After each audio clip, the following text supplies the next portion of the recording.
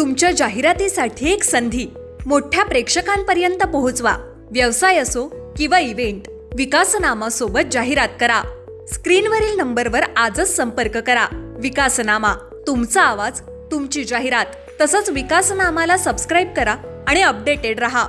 नमस्कार, मी विकास मिरगणे. विकासनामा डिजिटल प्लॅटफॉर्ममध्ये आपलं सर्वांचं चर्चा करतो. केरळ राज्य संदर्भामध्ये सध्या केरळ विधानसभा निवडणूक लागलेले आहेत. महाराष्ट्रातले दिग्गज नेते जे आहेत केरळमध्ये विधानसभेच्या निवडणुकीच्या निमित्ताने प्रचाराला सुरुवात केलेली आहे. तिकडे केरळमध्ये कमळ फुललं पाहिजे याच दृष्टीने सगळे भाजपचे आमदार, लोकप्रतिनिधी हे सध्या केरळमध्ये सध्या एन्जॉय करतायत. कोण लुंगी घालतंय, कोण केरळच्या पानावर जेवण करताय. हे सगळे फोटो आपण व्हायरल हे सोशल मीडियातून पाहतोय, फेसबुकवर पाहतोय, ट्विटरवर पाहतोय.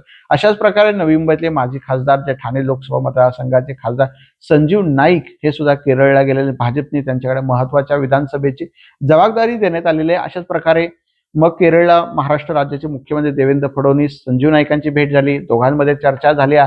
नवी मुंबईतले राजकारण जे आहे संजीव नाईकांनी ते सुद्धा मुख्यमंत्री देवेंद्र फडणवीसांना जे अवगत करण्याचा प्रयत्न केलेला आहे. कारण राज्यामध्ये मुख्यमंत्र्यांना खूप कामं असतात, तिकडे वेळ पुरत नाही. त्यामुळे मग तिकडे प्रचाराच्या निमित्ताने हे दोन नेते एकमेकांना भेटलेले आहेत. विधानसभेच्या निवडणुकीच्या प्रचारानिमित्ताने मग दोघांमध्ये बैठका सुद्धा झालेल्याची माहिती सूत्रांकडून मिळत आहे. त्यामुळे एकूणच काय, या नवी मुंबईच्या राजकारणावर किंवा सध्या घडामोडींच्या राजकारणावर संजीव नाईक आणि देवेंद्र फडणवीसांची बैठक पार पडलेली आहे आणि दोघेही प्रचारामध्ये सध्या हे आपल्याला दिसून येत आहे. त्यामुळे वेगळ्या विनोद तावडेंची संजीव नाईकांनी भेट घेतली. त्यामुळे संजीव नाईकांनी ज्यावेळेला नवी मुंबई शहरामध्ये महत्वाची कामगिरी बजावली, ज्यावेळेला या निवडणुकी प्रक्रियामध्ये सर्वांना शांत करणं, माध्यमांशी चर्चा करणं, शिवसेनेशी शिष्टमंडळाला पाठवणं, चर्चा देवेंद्र फडणवीसांशी करणं, रवींद्र चव्हाणांशी करणं किंवा प्रभारी जे असतील त्यांच्याशी चर्चा करणं, संघाशी चर्चा करणं, अशी महत्वाची भूमिका ही नेहमी संजीव नाईक करत असतात. त्यामुळे शांत, संयमी असलेले आणि पडद्यामागे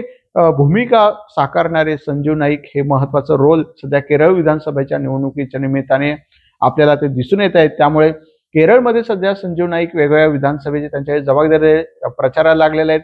केरळमध्ये सध्या ते हात जोडत भाजपला मतदान करतायत असं सांगतायत. त्यामुळे केरळ राज्यामध्ये आता ज्यावेळेला रिझल्ट येतील त्यामुळे किती कोणकोणत्या विधानसभा निवडणुकीमध्ये फायदा झालाय, कुठली लोक गेले होते, कुणामुळे किती फायदा झालाय हे पाहणं खूप महत्वाचं असणार आहे.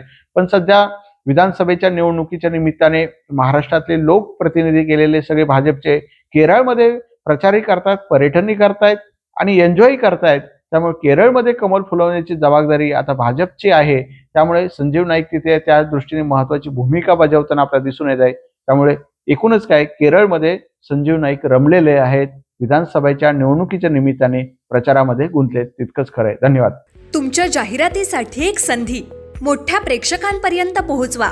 व्यवसाय असो किंवा इव्हेंट, विकासनामा सोबत जाहिरात करा. स्क्रीनवरील नंबरवर आजच संपर्क करा. विकासनामा, तुमचा आवाज, तुमची जाहिरात. तसंच विकासनामाला सबस्क्राईब करा आणि अपडेटेड रहा.